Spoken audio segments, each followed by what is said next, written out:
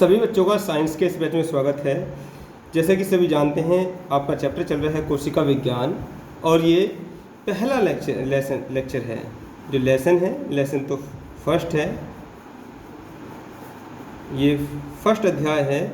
इसका ये जो पार्ट है वो लास्ट पार्ट है। ठीक है, इससे पहले इस चैप्टर को हम कंप्लीट कर चुके हैं और ये अंतिम चरण में हम आ चुके हैं। जैसे कि आप जानते हैं अच्छी तरीके से, टॉपिक जो चल रहा है, आपका टॉपिक क्या चल रहा है? जीन चल रहा है। आप पढ़ रहे थे जीन, और वनस्पति में जीन को कैसे परिवर्तन करते हैं, पादपों में कैसे परिवर्तन करते हैं, ये सब आप लोग देख चुके थे। ये आप देख चुके थे और अब आपको क्या देखना है? अब आपको देखना है कि किस प्रकार से जीवों में परिवर्तन होना। तो आइए चीन की बात करेंगे। ठीक है, चीन में, चलो चीन ही रहने दिए। चीन में जीवों में और कौन सा? जंतुओं में, जीव जंतुओं में जीन के परिवर्तन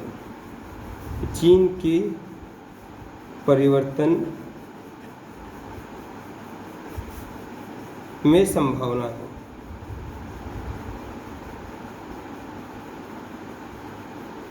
ठीक है, चीन में जीव जंतुओं के जीन के परिवर्तन में संभावनाएं दिखाई दी। कैसे, क्या हुआ था चीन में? ठीक है, क्या हुआ था चीन में समझेंगे।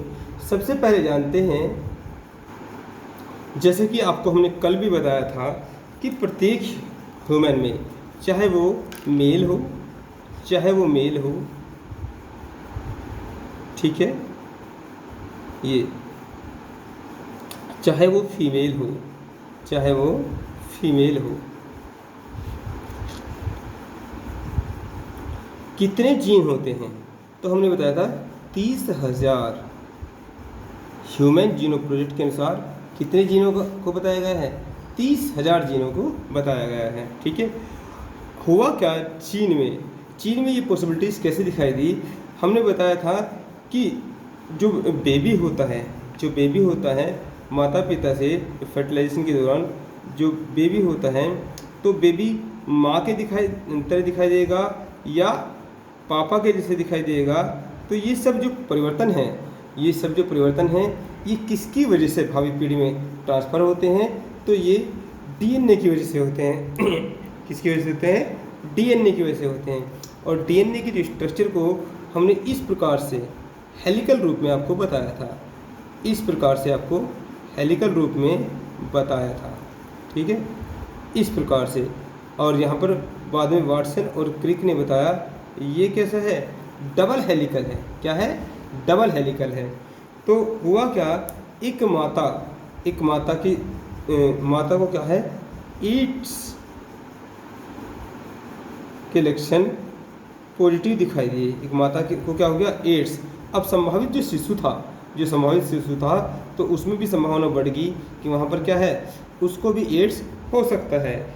इसलिए क्या किया गया, जो माता का डीएनए था और उस डीएनए में जहाँ पर जीन एड्स, किसके? जहाँ पर एड्स वायरस जिस डीएनए में था, तो वहाँ से उसी वायरस को काटकर अलग किया गया। क्या किया गया? काटकर अलग किया।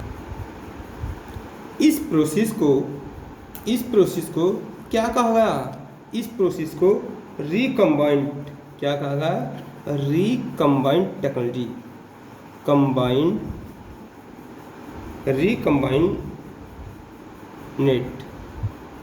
रिकम्बाइनेट टेक्नोलॉजी।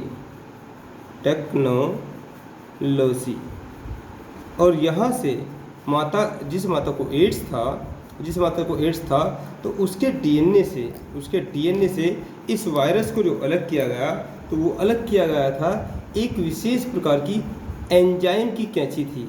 कौन सी? एंजाइम की कैंची थी। उस कैंची में क्या है? एंजाइम भरे हुए थे। ठीक है, उससे काटकर अलग किया गया और जिस चीज़ से काटकर अलग किया गया उसे Cas9 कहा गया। Cas9। ठीक है, तो अभी तक जीवों में जो इस प्रकार से इस जीन के परिवर्तन की एक झलक दिखाई देती है वैश्विक दृष्टि से, वो कहाँ केवल चीन में दिखाई देती है। ठीक है, तो आपने टॉपिक डाला चीन में जीव जंतुओं के जीन के परिवर्तन में संभावना है। ठीक है, ऐसा प्रयोग केवल चीन में हुआ, ये आपने हेडिंग के रूप में लिखा। जल्दी से इस सारे नोट्स को आप साथ साथ में बनाते चलिए, और कैसा ये तरीका आपको लगा तो उसको हमें भी बताइए। चलिए आगे स्टार्ट करते हैं। आपने डायग्राम ले लिया होगा, इसका स्क्रीनशॉट भी ले सकते हैं। ठीक है, तो कंबाइनेट टेक्नोलॉजी, और उस टेक्नोलॉजी में जिस कैंची का यूज़ किया गया वो कैसनाइन कैंची थी। ठीक है, और उसमें क्या भरे थे, एंजाइम भरे हुए थे। उससे क्या किया गया, एड्स के वायरस को काटकर अलग कर दिया गया। अच्छा, बहुत बड़ा काम कर दिया चीन ने, ऐसा बहुत बड़ा काम कर दिया, लेकिन वैश्विक दृष्टि पर इसकी अवहेलना हुई।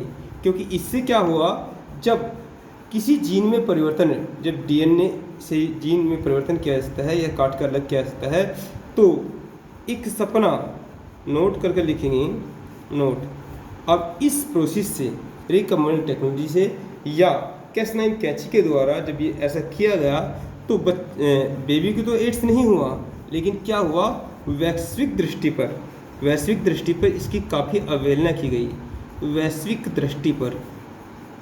दृष्टि से देखें तो इसकी काफ़ी अवहेलना, वैश्विक दृष्टि से इसकी अवहेलना की गई।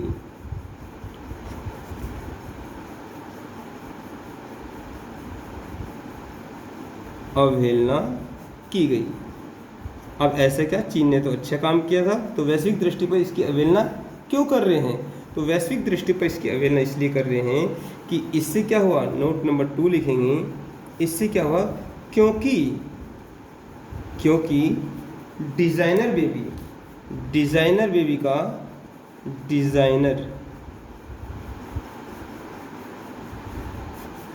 का सपना फलीभूत होता दिखाई दिया। अब ऐसा क्या हो गया, क्या ये डिजाइनर बेबी क्या है, अरे जब जीन में परिवर्तन कर दिया गया, ठीक है, तो इससे अब तो जैसा कोई चाहेगा वैसा बेबी हो जाएगा। ऐश्वर्या राय जैसी यदि लड़की चाहेंगे तो उसके जैसी जितने भी, यदि माता पिता क्या हैं, यदि माता पिता ब्लैक हैं और लड़की चाहते हैं गोरी ऐश्वर्या राय के जैसी, तो बस जीन में ही तो परिवर्तन करना है। माता की गर्भाशय में कलर वाला जीन डाल दिया जाएगा, ठीक है, गोरे कलर वाला। अब यदि बात करें तो जो धनवान लोग हैं वही क्या हैं, वही शक्तिशाली होंगे, वही क्या पुष्ट शरीर के होंगे। तो खली का जो सीमन है वो माता के गर्भाशय में डालकर सीधा खली जैसा बेबी उत्पन्न करा लिया जाएगा। तो इसे कहते हैं डिजाइनर बेबी, यानी कि जैसा बेबी चाहें वैसा ही बन जाएगा। तो वैश्विक दृष्टि से इसकी क्या गई, अवहेलना की गई, क्योंकि समस्त संसार में इससे क्या है, पूरा अस्त व्यवस्था आ जाती, इसलिए क्या किया गया, इसलिए इसकी अवहेलना की गई और इस प्रोसेस को बैन कर दिया गया। तो ये था जीनों में अभी तक जीव के विषय में जो परिवर्तन किया गया था। ठीक है, अब ये वाला टॉपिक, जीन वाला टॉपिक यहीं पर ख़त्म होता है। अब अगला टॉपिक आता है आपका आरएनए, डीएनए को पढ़ चुके हो। अब अगला टॉपिक देखेंगे आरएनए के विषय में। ठीक है, न्यूक्लिक अम्ल जो बताया था आपको, 2 प्रकार का बताया था। अगला टॉपिक क्या है, आरएनए। अगले पेज से लेंगे इसको, पेज पलट लेते हैं तो टॉपिक डालेंगे आरएनए।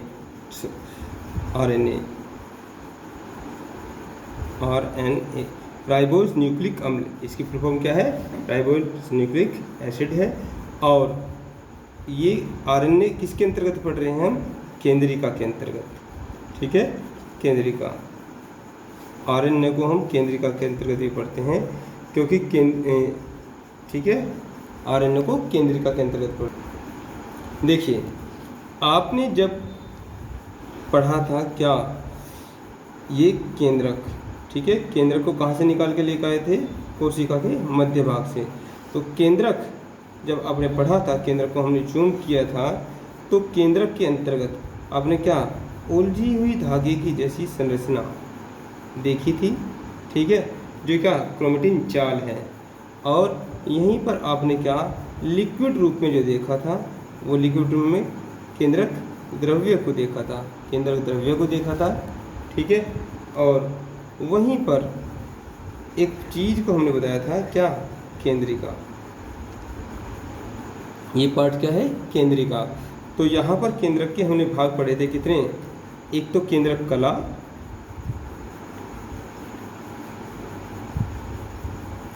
ये क्रोमेटिन जाल, क्रोमेटिन जाल, और ये पॉइंट पॉइंट जो लगाए हैं ये क्या हैं, ये केंद्रक द्रव्य है, केंद्रक द्रव्य, केंद्रक द्रव्य। और इस चीज को हमने पढ़ा था केंद्रिका। क्या पढ़ा था, केंद्रिका। तो केंद्रक के अंदर जो मुख्य रूप से पार्ट हैं वो कितने हैं, 1 2 3 4। जो स्टार्टिंग की चीज़ होगी यही केंद्रक को जूम किया है, इसी केंद्रक को जूम किया है, ठीक है। तो ये क्या है, एक ये बॉर्डर जो है ये केंद्रक कला है, उलझी धागे जिस संरचना केंद्र क्रोमेटिन जाल है, और केंद्रक द्रव्य ये लिक्विड फॉर्म जो भरी हुई है, इसी के अंदर पॉइंट आता है केंद्रिका, ठीक है। तो केंद्रिका क्या है, ये आरएनए के निर्माण में, जो केंद्रिका है, केंद्रिका आरएनए के निर्माण में क्या करती है, हेल्प करती है, आरएनए के निर्माण में हेल्प करती है, आरएनए के निर्माण में हेल्प करती है, आरएनए के निर्माण में हेल्प करती है, ठीक है। अब आरएनए क्या है, जो आरएनए है, आरएनए के फुल फॉर्म है आरएनए, टॉपिक डालेंगे आरएनए। तो आरएनए क्या है, आरएनए की फुल फॉर्म है राइबोज न्यूक्लिक अम्ल, राइबोज न्यूक्लिक अम्ल, न्यूक्लिक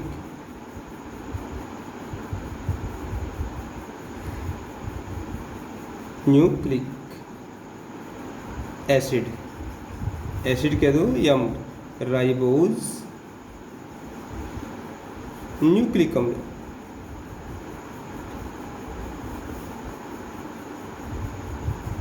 ठीक है, राइबोज न्यूक्लिक अम्ल। अब यहाँ पर जो शर्करा है वो क्या है, वो राइबोज है, जो शर्करा है वो क्या है, वो राइबोज है।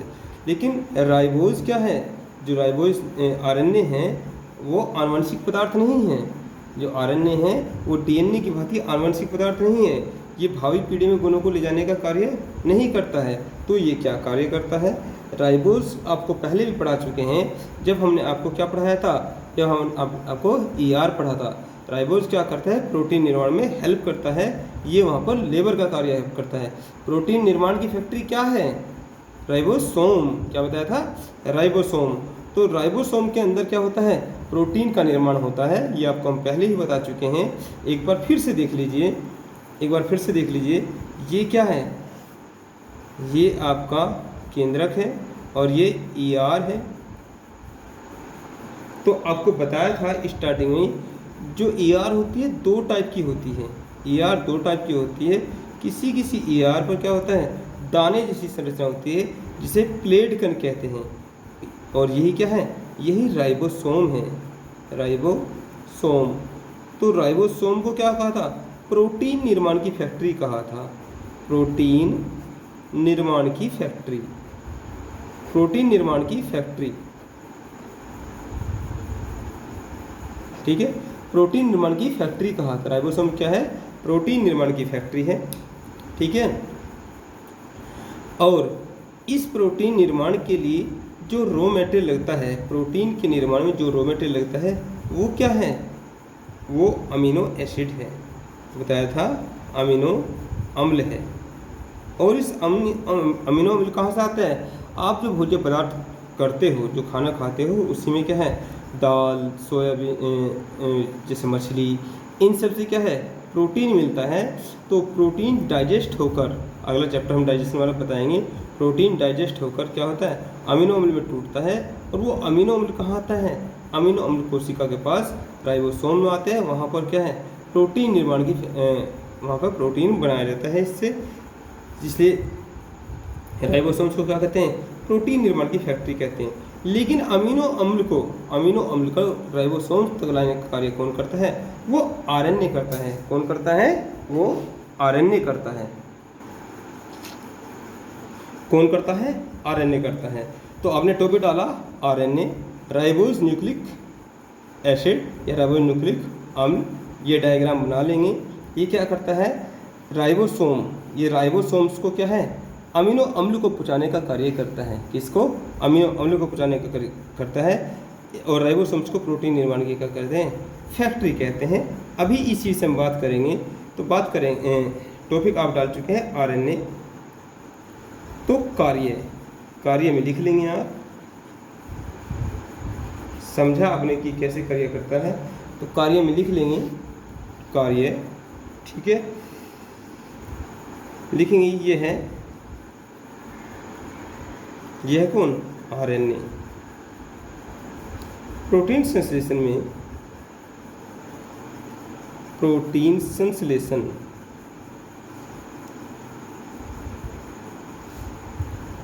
संश्लेषण में महत्वपूर्ण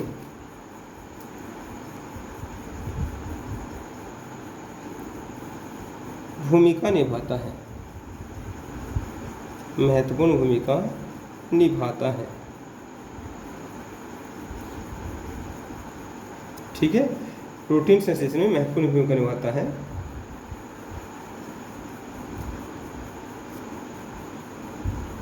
जैसे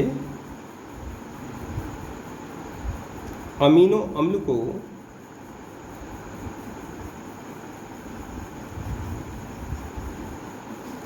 राइबोसोम तक पहुंचाने में, राइबोसोम तक पहुंचाने में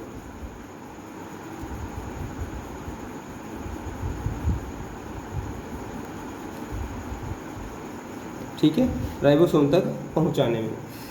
अब जो फैक्ट्री होती है भाई, राइबोसोम को प्रोटीन निर्माण की फैक्ट्री तो कह दिया, लेकिन क्या फैक्ट्री में केवल लेबर काम करती है?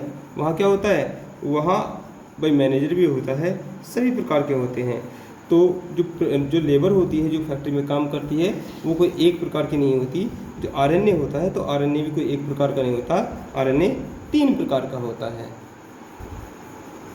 तो अगला टॉपिक देखेंगे आरएनए के प्रकार। आरएनए के प्रकार, ठीक है। आरएनए के प्रकार बराबर 3। नंबर 1 क्या है? mRNA, mRNA, ठीक है। इसका M का मतलब क्या होता है? मैसेंजर। M का मतलब होता है मैसेंजर।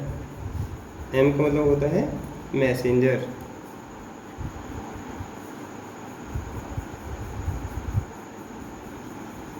ये क्या करता है? ये सूचना को पहुंचाता है केंद्रक से। क्या है? यहाँ पर आपको पहले बता चुके हैं हम, केंद्रक को पढ़ा जाए तो केंद्रक से जो सूचनाएं आती हैं भाई, कब प्रोटीन बनना है, कब नहीं बनना है, तो इस विषय की क्या है, ये मैसेज करते हैं, ये सूचनाओं को आदान प्रदान करते हैं। तो बाकी फुल फॉर्म सेम है, मैसेंजर राइबोज न्यूक्लिक अम्ल। तो ये क्या करेगा? mRNA क्या करेगा? यह केंद्रक से, ये है केंद्रक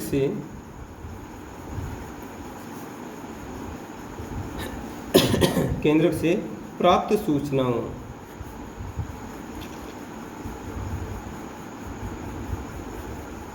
को राइबोसोम तक पहुंचाता है, राइबोसोम तक पहुंचाता है,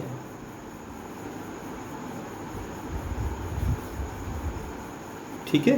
तो एक प्रकार का आरएनए जो क्या हो गया, वो मैसेंजर होगी, ये सूचनाओं का आदान प्रदान करते हैं। दूसरे प्रकार का जो आरएनए है, ठीक है, इसे कहते हैं आरएनए।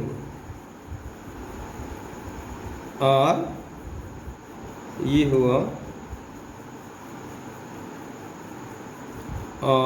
आरएनए। तो ये जो आर है, ये इसका मतलब होता है राइबोसोमल। जो ये वाला आर है, इसका मतलब होता है राइबोज, OMAL राइबोसोमल, और बाकी RNA का राइबोज न्यूक्लिक अम्ल, वो सेम फुल फॉर्म हुई। ठीक है, तो ये क्या काम करता है, ये संपूर्ण RNA का सबसे बड़ा भाग होता है, पूरा RNA होता है, ये RNA का सबसे बड़ा भाग है। ठीक है, सबसे बड़ा भाग है, लगभग 80%। ठीक है, कितना है, 80% भाग है। दूसरा होता है तीसरे नंबर का, जो तीसरे नंबर का RNA है, तो वो कौन सा है, वो है tRNA। तो बता चुके हैं, बाकी का मीनिंग सेम है, बस यहाँ से पहले चीज़ का मीनिंग बदल रहा है, और यहाँ पर इसका होता है ट्रांसफ़र, यानी कि ये ट्रांसपोर्टिंग का काम करता है, ट्रांसपोर्टिंग, ये ट्रांसपोर्टिंग करेगा किसके लिए, RNA के लिए। ये अमीनो अम्ल को लेकर आएगा राइबोसोम्स के लिए, क्या है, अमीनो अम्ल को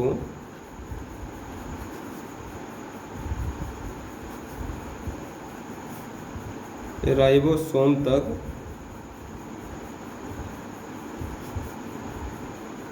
लाएगा। ठीक है, अरे फैक्ट्री में भी तो क्या होता है, फैक्ट्री में सारे लेबर थोड़ी होते हैं, देखिए होगा क्या, यदि आप एक डायग्राम के थ्रू बात करें, अब इस एक डायग्राम बना लेते हैं। ये प्रोटीन, यहाँ प्रोटीन निर्माण की फैक्ट्री है, यहाँ क्या है, प्रोटीन बन रहा है, यहाँ पर ये प्रोडक्ट क्या बन रहा है, प्रोटीन बन रहा है। तो प्रोटीन बन रहा है, और ये प्रोटीन कहाँ बनता है, ये प्रोटीन आप सीख चुके हो कहाँ पर, राइबोसोम, कहाँ पर, राइबोसोम में, राइबोसोम। और राइबोसोम कहाँ है, राइबोसोम ER के ऊपर है, आपको पहले बता चुके हैं। ये कहाँ है, ER में, और कौन सा, रफ ER में कौन सा, और वो भी रफ ER। ठीक है, कौन सा, रफ ER। अब होगा क्या यहाँ पर, इस फैक्ट्री के लिए जो आदेश करेगा इस फैक्ट्री का जो मालिक है वो कौन है, वो DNA है। कौन है, DNA। ठीक है, ये DNA है। ये कहाँ मिलेगा, ये केंद्रक में मिलेगा। ये कहाँ मिलेगा, ये केंद्रक के पास, इसका ऑफिस अलग है, केंद्रक में है। अब ये क्या करेगा, ये DNA आदेश देगा। ठीक है, आदेश देगा, और उस आदेश को, जो इनको आदेश मिलेगा, उस आदेश की जो सूचना है, उस आदेश को जो सुनेगा, वो कौन सुनेगा, वो mRNA सुनेगा। कौन सा, mRNA, मैसेंजर है ना, mRNA। और इस सूचना को कहाँ तक पहुँचा देगा, वो लेबर तक पहुँचा देगा। कहाँ तक पहुँचा देगा, वो rRNA तक पहुँचा देगा, tRNA। ठीक है, ये tRNA। अब tRNA क्या काम करेगा, tRNA लेगा अमीनो अम्ल को, किसको लेगा, अमीनो अम्ल को, अमीनो एसिड को। ये अमीनो एसिड कहाँ से मिलेगा आपको, जब आप प्रोटीन वाली चीज़ें खाओगे तो उसका जब डाइजेशन होगा तो वहाँ से मिलेगा। और ये ले जाकर कहाँ, इसको राइबोसोम्स के पास यहाँ पर प्रोटीन बना देगा। ठीक है, ये फैक्ट्री में काम करना स्टार्ट कर देगा। तो ये पूरा स्ट्रक्चर रहा किसका, प्रोटीन निर्माण की फैक्ट्री का।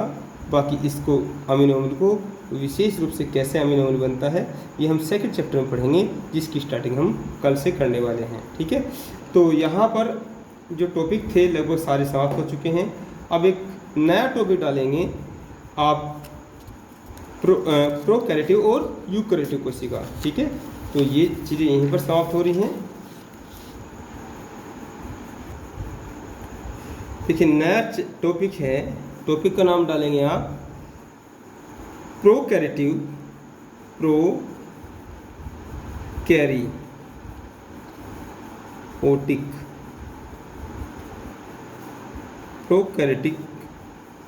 और यूकैरियोटिक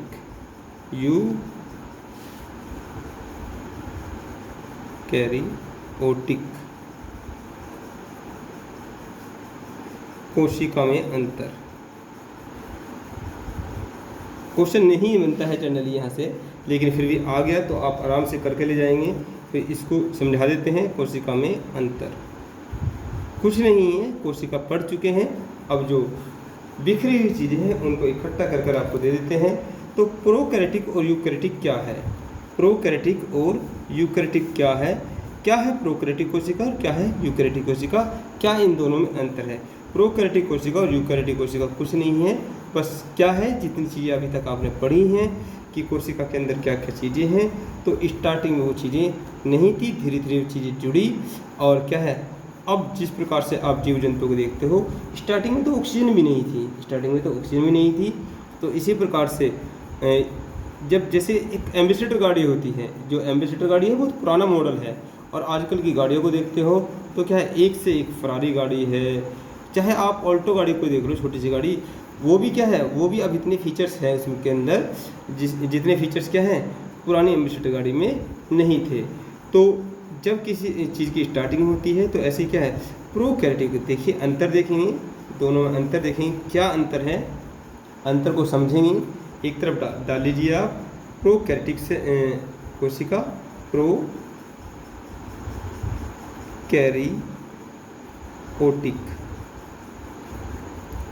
आराम से समझ में आपका आएगा। और यूकैरियोटिक, यूकैरियोटिक,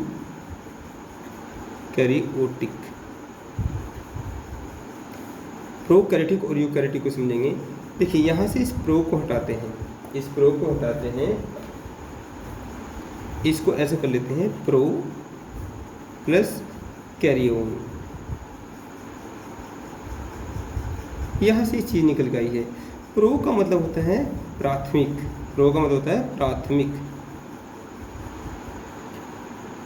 ठीक है। और कैरियोन का, ये कैरियोटिक जो है ये कैरियोन से आया है, इसका मतलब होता है न्यूक्लियस, यानी कि केंद्रक। क्या होता है, केंद्रक। ऐसे यू का मतलब होता है यू, ये आया है यू, ऐसे लिखते हैं यू, इसका मतलब होता है ट्रू, इसका क्या होता है ट्रू। और कैरियोटिक का मतलब तो वही हो गया केंद्रक। तो सबसे पहले हमने शब्द को ही तोड़ दिया, ठीक है। तो स्टार्टिंग में क्या था, स्टार्टिंग में केंद्रक, जो प्रोकैरियोटिक कोशिका है, केंद्रक एविक्स, जो केंद्रक था अभी आपको पढ़ाया, फिनिश किया। तो केंद्रक क्या था, पॉइंट वाइज चलेंगे। केंद्रक अविकसित अवस्था में था, इसमें केंद्रक क्या था, अविकसित।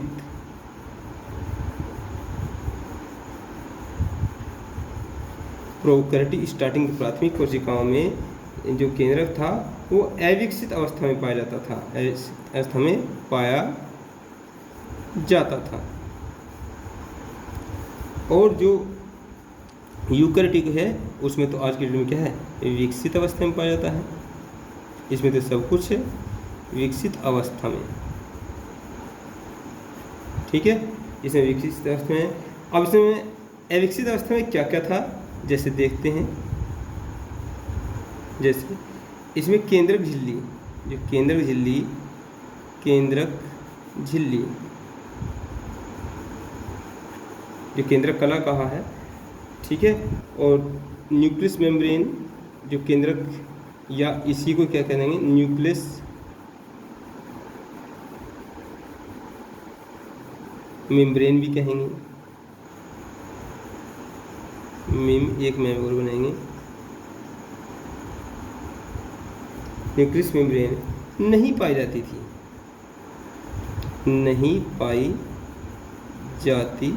थी, ठीक है। और अभी आपने क्या देखा है, इसमें केंद्रक झिल्ली पाई जाती है। भाई अभी आपने देखा, अभी हमने केंद्रक को तो ख़त्म किया है। भाई इस प्रकार से यदि एक क्या है, ये कोशिका है, ये कोशिका है, ठीक है। कोशिका के बीच में यहाँ केंद्रक है। अब उसमें क्या था, यहाँ पर, अब यहीं पर आपने माइटोकॉन्ड्रिया को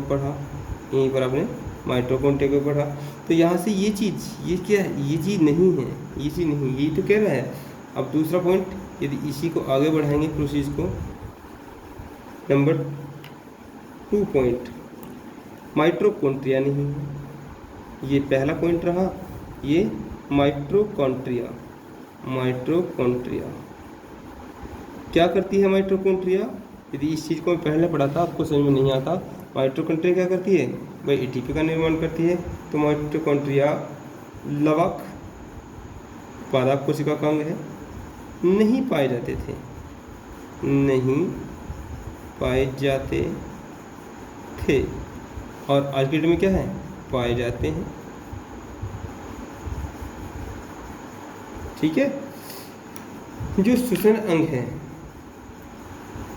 तीसरा पॉइंट है श्वसन अंग। जो श्वसन अंग की भांति कोशिका झिल्ली होती थी, कोशिका झिल्ली होती थी।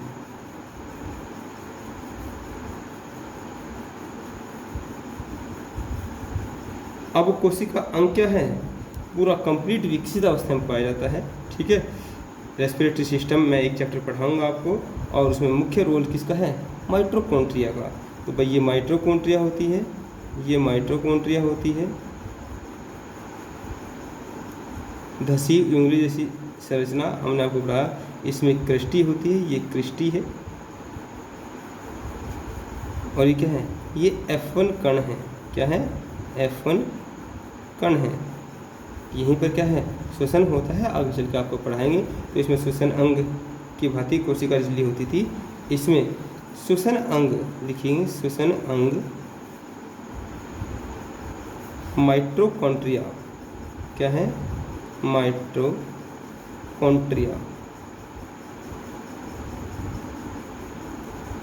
विकसित अवस्था में होता है, अवस्था में होता है। ठीक है। तो इस प्रकार से यहाँ पर जो आपका प्रोकैरियोटिक है, यूकैरियोटिक है, इस प्रकार से क्वेश्चन बनते हैं। ऐसा कह सकते हैं कलायुक्त कोशिकाओं, नोट करके लिख सकते हैं यहाँ पर, कलायुक्त, जिसमें क्या होता है? बॉर्डर होता है। कलायुक्त कोशिकांग, कोशिका के अंग नहीं पाए जाते थे, नहीं पाए जाते थे। कहाँ? प्रोकैरियोटिक कोशिका में, और इसमें पाए जाते हैं। एक केंद्रक पाया जाता है। बात करें यदि जो राइबोसोम्स की, तो अब जो कोशिका है, तो इसमें जो राइबोसोम्स हैं, राइबोसोम 70S प्रकार का, ये क्वेश्चन आया हुआ है, प्रकार का होता था। यहाँ पर 80S प्रकार का होता है,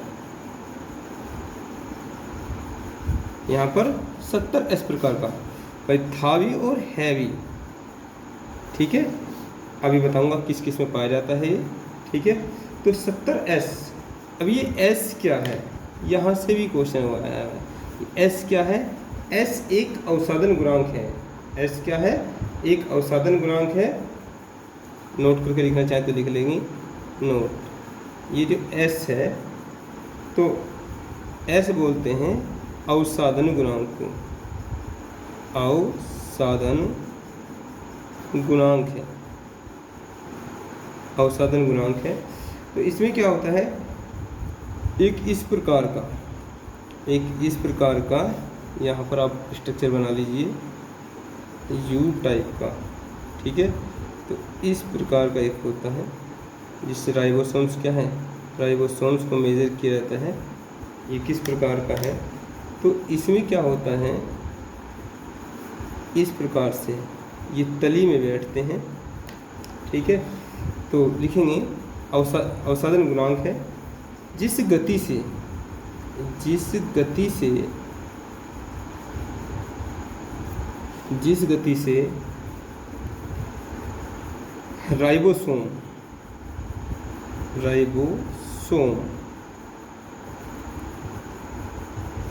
तली में, जिस गति से राइबोसोम तली में बैठता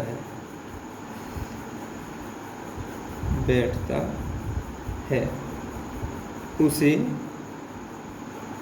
अवसादन गुणांक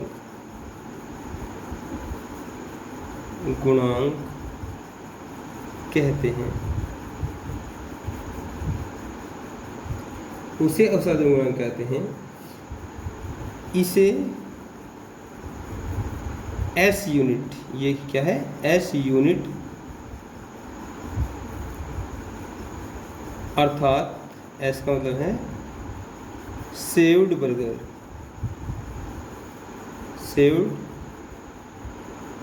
BERG बर्ग द्वारा प्रदर्शित करते हैं। इनके वो उसमें बैठ चुका है, सेव हो चुका है, प्रदर्शित करते हैं। ठीक है, ये रहा आपका जो प्रोकैरियोटिक और यूकैरियोटिक कोशिका के विषय में जानकारी। अब बात करते हैं, नोट कर एक बात लिखेंगे, ये नोट में चल रहा था ऐसे नोट। देखिए डीएनए से, जो डीएनए है, डीएनए आप पढ़ चुके हो, डीएनए से जो आरएनए है, ठीक है, डीएनए से आरएनए जिस प्रक्रिया से बनता है, ये डीएनए है, डीएनए, और इससे क्या है, जिस प्रक्रिया से आरएनए बनता है, डीएनए से आरएनए बनता है, तो उसे क्या बोलते हैं, उसे अनुलेखन बोलते हैं। क्या बोलते हैं, अनुलेखन। उस प्रोसेस को अनुलेखन बोलते हैं, अनुलेखन। ठीक है, और इंग्लिश में बोलेंगे ट्रांसक्रिप्शन। क्या बोलते हैं, ट्रांसक्रिप्शन।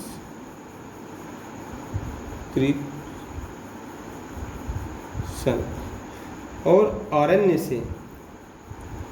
से क्या बनता है, आपको बता चुके हैं, प्रोटीन बनता है।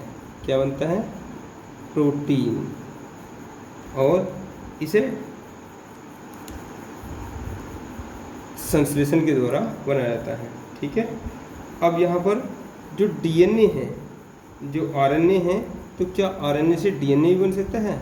आरएनए से, जब डीएनए से आरएनए बन सकता है, तो कभी कभी कुछ वायरसों में, ठीक है, आरएनए से, आरएनए क्या है, ये कुछ वायरसों में इससे क्या है, ये डीएनए भी बन जाता है, डीएनए।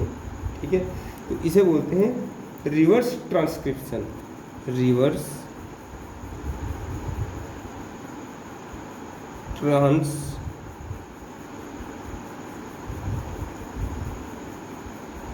ट्रांसक्रिप्शन। ठीक है, रिवर्स ट्रांसक्रिप्शन बोलते हैं। तो ये एग्जाम में आ चुका है। डीएनए से यदि आरएनए बनता है उसे क्या बोलते हैं, ट्रांसक्रिप्शन, और यदि आरएनए से डीएनए बनता है तो इसे क्या बोलते हैं, इसे बोलते हैं रिवर्स ट्रांसक्रिप्शन। ठीक है, तो ये दोनों बातें थी, आप इसका स्क्रीनशॉट ले सकते हैं और साथ साथ में लिखते भी चलें, क्योंकि लिखने के लिए ही मैंने प्रोसीजर आपको बताया है। ठीक है, अब नोट में बहुत कम से कम 5-6 चीज़ें हैं, उनको आप नोट करते हुए चलेंगे। यदि हम बात करेंगे, क्योंकि कोशिका चैप्टर समाप्त हो चुका है, और नोट नंबर ये 1 था, ये 1 था। अब ये सारी बातें नोट में चलेंगी। नोट नंबर 2, नोट 2 में तो यदि हम बात करेंगे, सबसे बड़ी जो कोशिका है, सबसे बड़ी कोशिका ओस्ट्रिच की है, तो लिखेंगे सबसे बड़ी कोशिका, सबसे बड़ी कोशिका। कोशिका चैप्टर समाप्त हो चुका है। सबसे बड़ी कोशिका की बात करेंगे तो जो शुतुरमुर्ग है, ओस्ट्रिच, ओस्ट्रिच के अंडे की, ओस्ट्रिच का अंडा होता है, शुतुरमुर्ग का अंडा होता है, उसकी होती है।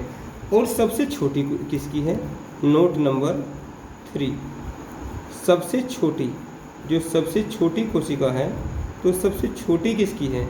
ये PPLO की है। किसकी है? PPLO। किसकी है? PPLO। लिख लेंगे जल्दी से, PPLO, सबसे छोटी कोशिका PPLO। जल्दी से लिखिए।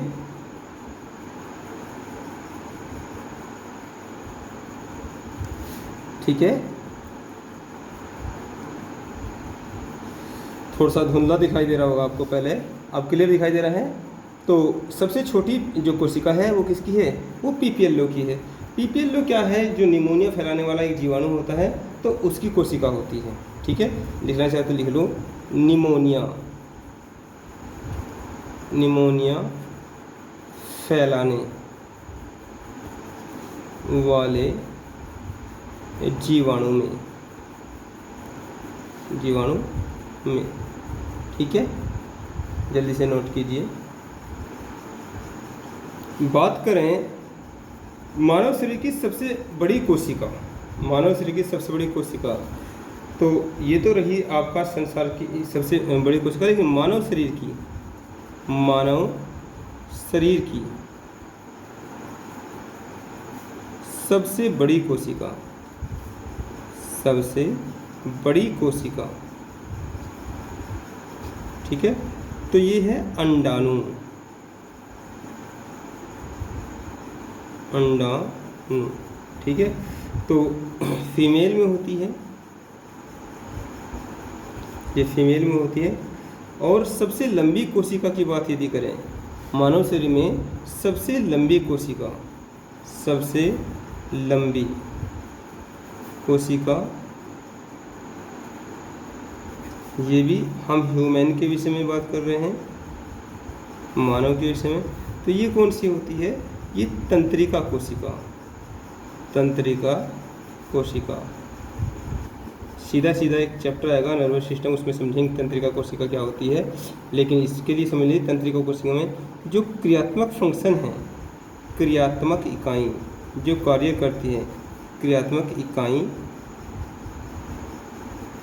ठीक है, जो तंत्रिका कोशिका है, तंत्रिका कोशिका में जो क्रियात्मक इकाई है वो न्यूरॉन्स को कहा जाता है, न्यूरॉन्स।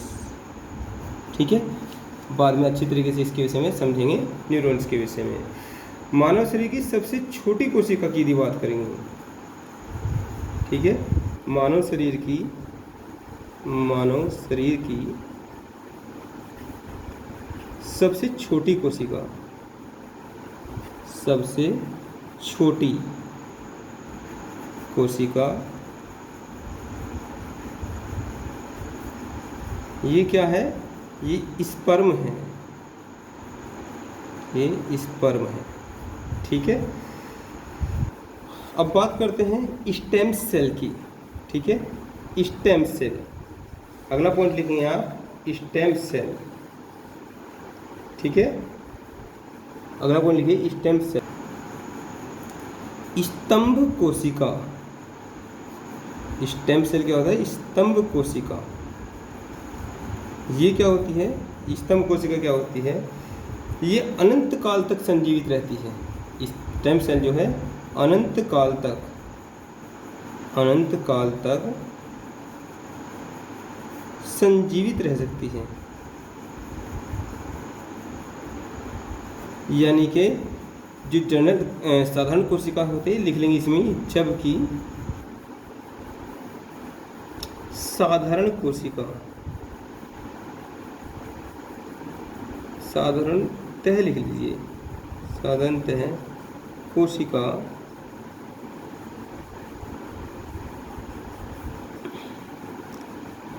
का एक निश्चित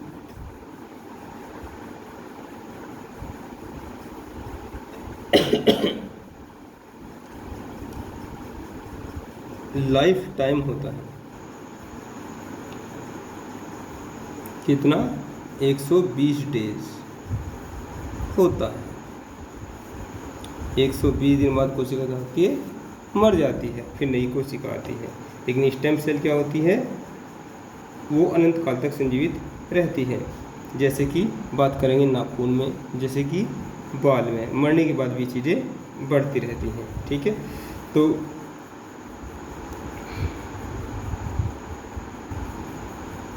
एक पॉइंट और समझेंगे, प्रक्रमित कोशिका मृत्यु। प्रक्रमित कोशिका मृत्यु,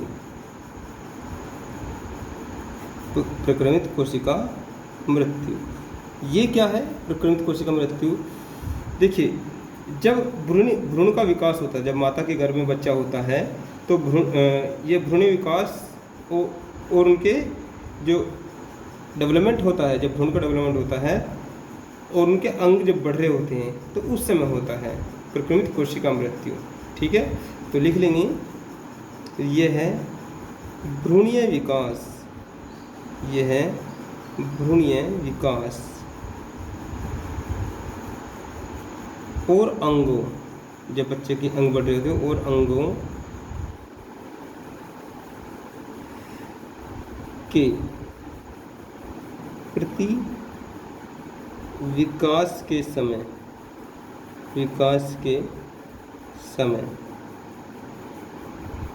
होता है। ठीक है, एक चीज़ ये और इसमें लिख सकते हैं ब्रैकेट में, कोशिकीय और आणविक, जो कोशिकीय होता है, कोशिकीय और आणविक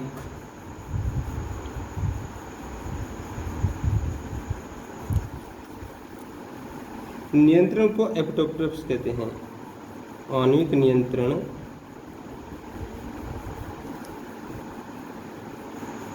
को एपोप्टोसिस कहते हैं। ठीक है, क्या कहते हैं? एपोप्टोसिस कहते हैं। ये अंदर भ्रूण के समय होता है।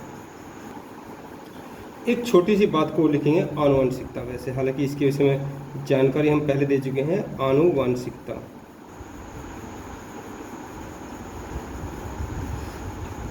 देखिए, इतना तो मैं पहले ही आपको बता चुका हूँ, एक पीढ़ी से दूसरी पीढ़ी में गुणों को जाना क्या कहलाता है? आनुवंशिकता कहलाता है। लक्षणों का एक पीढ़ी से दूसरी पीढ़ी में जाना आनुवंशिकता कहलाता है। और आनुवंशिकता की खोज जो है वो क्रेगर जॉन मेंडल ने की थी। और ठीक है, तो लिख लीजिए इस बात को, लक्षणों का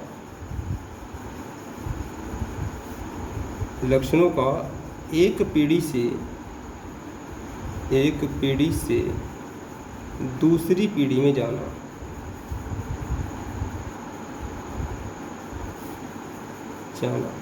क्या कहलाता है? आनुवंशिकता कहलाता है। और इसके विषय में जानकारी दे चुके हैं कि इनको ले जाने का कार्य कौन करता है? वो डीएनए के माध्यम से चीन करता है। तो इसके विषय में चर्चा हो चुकी है। अब आनुवंशिकता की जो खोज करता है, वो कौन है? वो मेंडल साहब हैं। कौन है? Gregor John Mendel. Gregor John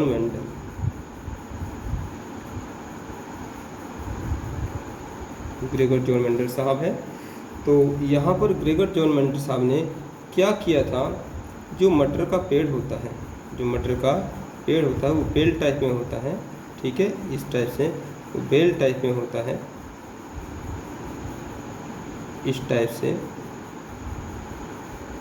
तो इन्होंने क्या किया था? इस मटर के पौधे पर, जो मटर का पौधा होता है, तो मटर के पौधे पर इन्होंने क्या किया था? मटर के पौधे पर प्रयोग किया था। और ये क्या लग रही हैं? यहाँ पर ये मटर लग रही है। ये क्या लग रही है?